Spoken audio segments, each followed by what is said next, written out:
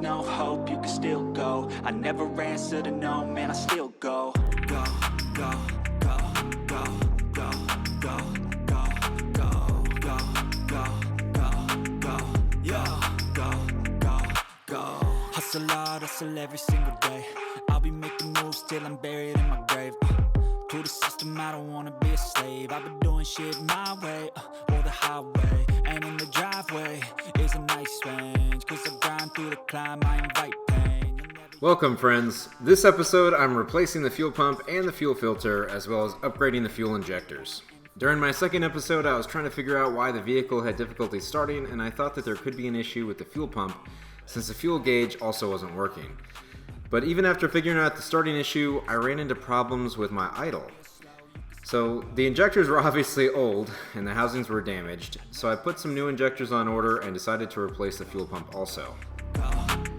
When I bought the vehicle, the previous owner said that it already had a full tank of gas, and I thought, lucky me! But now I had a problem because I needed to drain the tank before dropping it. Looking around online, I found a few videos which showed using the fuel pump to pump the gas out. This seemed a little sketchy, but I gave it a shot. After depressurizing the fuel rail, I unclipped the fuel line lock and used a fuel line tool to unclip the line from the rail.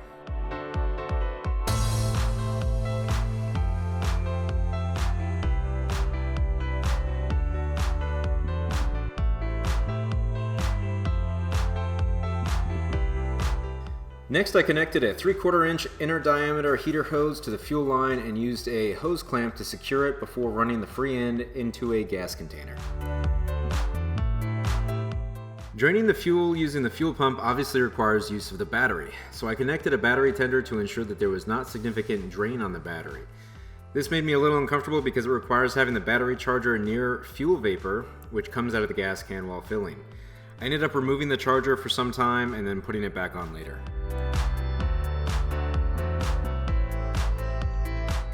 For the fuel pump jump, I used a bit of 16 gauge wire, pulling the fuel pump relay and jumping between the top two connections.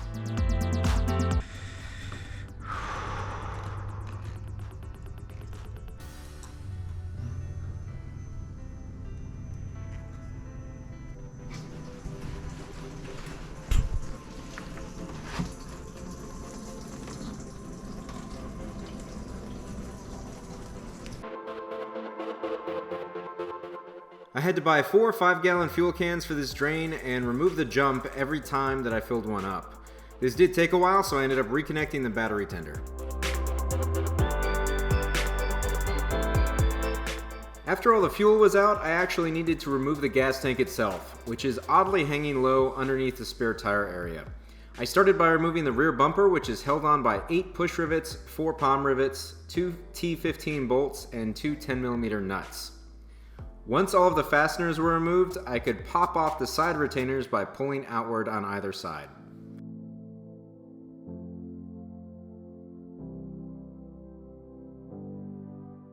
With the bumper out of the way, it was time to get the Jeep up on jack stands so that I had room to work.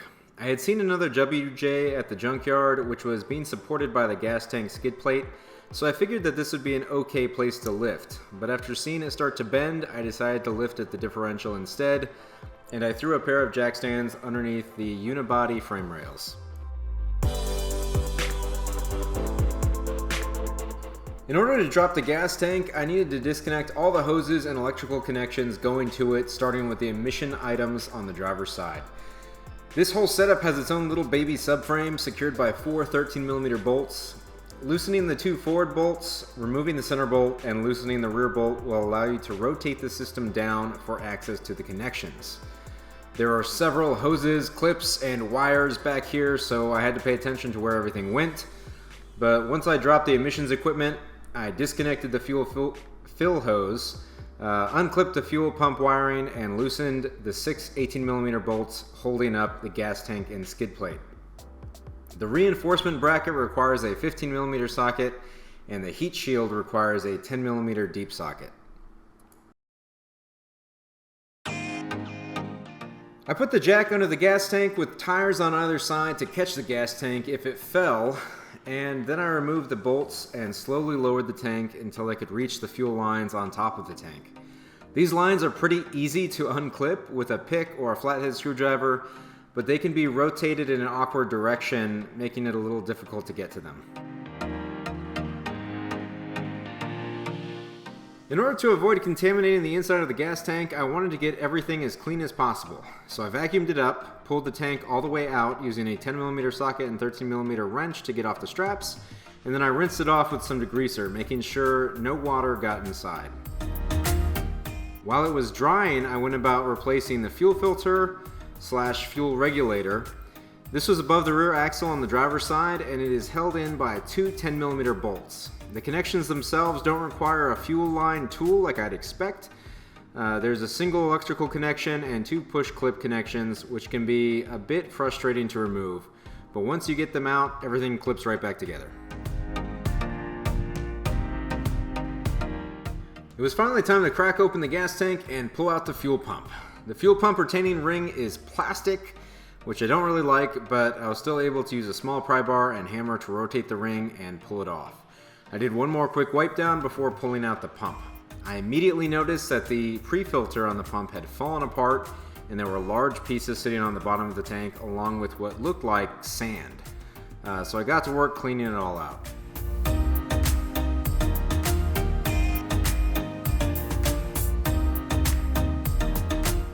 The new fuel pump assembly came mostly assembled. I just had to attach the level sensor float. I tried installing the pump with the new gasket on it, but it was too tight, so I had to pull the gasket off and install that onto the tank first before putting the fuel pump assembly inside of the tank and reinstalling the ring. I had painted the skid plate with chassis paint and everything was ready for installation. So I reinstalled the straps, and I actually felt pretty silly realizing that the fuel lines could reach the tank while it was still sitting on the ground. After muscling the tank into position, I reattached it with a couple of bolts on either side. At this point, I was also going to install the OEM hitch that I got from the junkyard. This hitch bolts onto the same points as the gas tank, so I had to carefully remove and reinstall the 18mm bolts using blue Loctite. The hitch requires the use of a different reinforcement bracket for the gas tank, so I had to make sure to grab the hitch, the wiring harness, and the bracket from the junkyard. I ended up grabbing them separately, but I should have grabbed them all at the same time.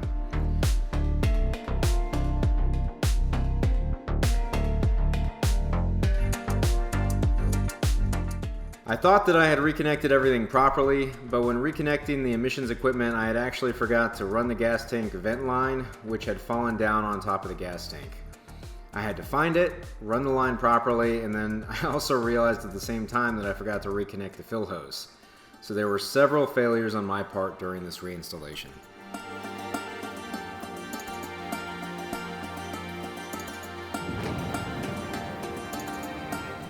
Next, I moved on to replacing the injectors. In order to get the fuel rail out, I first needed to remove the air intake resonator and throttle cables.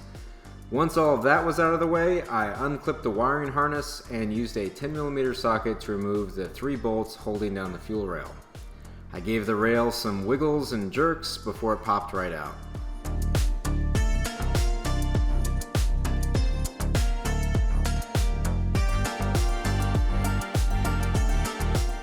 I put some paper under the fuel rail to catch any fuel that came out, but I wasn't prepared for exactly how much was actually still in the rail.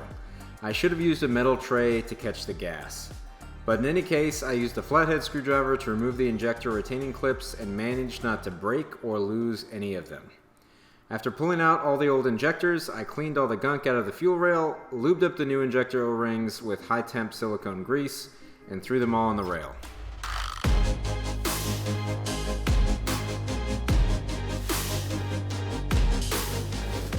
I was pretty horrified by how much carbon and junk was in the injector ports, but I took my time and cleaned them out as much as I could without having anything drop down inside, and then I reinstalled the rail.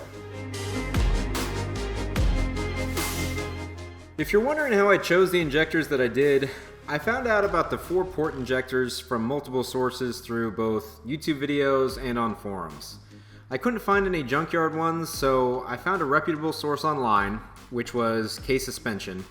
They offered 4-port injectors, but I also found that they sold 12-port injectors, which are supposed to be slightly better than the 4-port ones. The consensus that I found online was that if you've already got the 4-port, then it's definitely not worth spending the money to do the upgrade to the 12-port. But if you need new injectors, or you have single-port injectors, then you might as well pay the extra $30 for the 12-port ones instead of the 4-port ones. After I ordered them, it did take me 4 weeks to get them, over 4 weeks. But I'm sure it was worth the wait. I wasn't really going to be able to source them anywhere else, and Case Suspension had fantastic prices on them.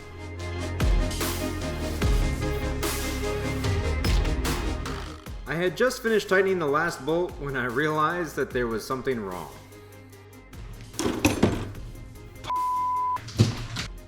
I had completely forgotten to install the heat wrap for the fuel rail and the injectors.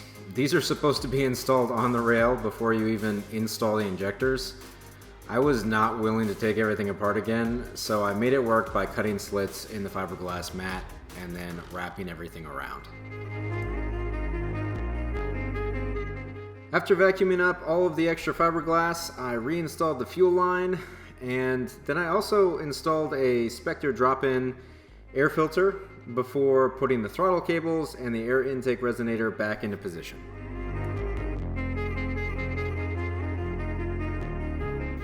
I was very excited to start the Jeep, and I nearly forgot to actually put gas in. I had everything disassembled for so long, and I had time to consider that the gas in the tank might not be good. It could be old gas, or it could have water or other contaminants in it. But I couldn't just dispose of the gas, so I made a plan to mix each 5-gallon gas can with 15 gallons of fresh 89 octane gas. But for now, I was going to use the old stuff to prime the fuel system and actually start it up. This could have been another major fail on my part, but during the month that I was waiting on the injectors, I had connected the battery on and off to run various internal systems for lighting and other things, so the battery was still hooked up. I disconnected it and touched the negative and positive together for 30 seconds to reset the ECU injector adaptations.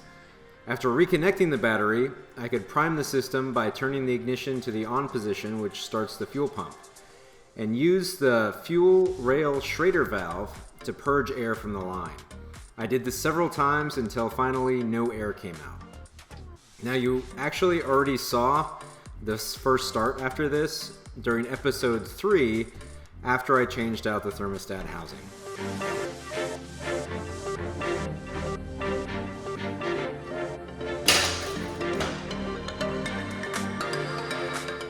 Alright, so this episode, we didn't really cover too many things. The fuel pump and filter were fairly inexpensive, and really, so were the injectors, considering that new ones cost a small fortune. I bought a cheapo heat shield off Amazon instead of going with the legit set, which cost over twice as much, and I also bought a couple cans of Seafoam, which I used as a stabilizer in the fuel and as a cleaner in the engine.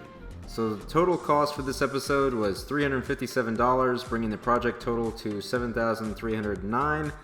And I probably spent 5 to 6 hours, including painting, but I just put 4 hours since that's how much video I had. So I left this first takeaway on here from the last episode because it still holds true. While cleaning out the interior, I found some service records for the Jeep, and I saw that it had a new fuel pump installed only 20,000 miles ago. Now notice I said 20,000 miles and not the date, because the date of the service was over 7 years ago. I think that this is likely just another case of the fuel pump sitting in old gas for over 5 years, causing a failure. I also kind of cringed thinking about the fuel pump relay jump. Everything went fine, and I'd probably do it again, but I'd rather it be in either an open shop or at least a 2-car garage so that the gasoline fumes weren't in such a small confined space. It just seems dangerous. I probably should have had a checklist when doing the fuel rail also, so I didn't forget the heat shielding, and it would have saved me trouble and would not have damaged the shielding like I did. Hopefully there won't be any issues with fiberglass falling out over time. The last note I have here is about fuel efficiency. I was really hoping to get over the EPA rated average of 16 miles per gallon with these new injectors, and really just because I had a new fuel pump and a new filter too. But my driving around town has been giving me an average of 14 miles per gallon. I'm hoping that my mother is getting better gas mileage now, especially now that the old gas should be completely pumped through the system, and she's also doing a lot more highway driving. So that is it for this short episode. The next one will likely be pretty long since it's all about the horrid troubles that I had with the front axle, during which I genuinely was just ready to give up on the Jeep and start smashing stuff. But thank you for watching, and I think now I'm just doing episodes every 2 weeks because I'm too lazy to edit them, but hopefully I will see you next week.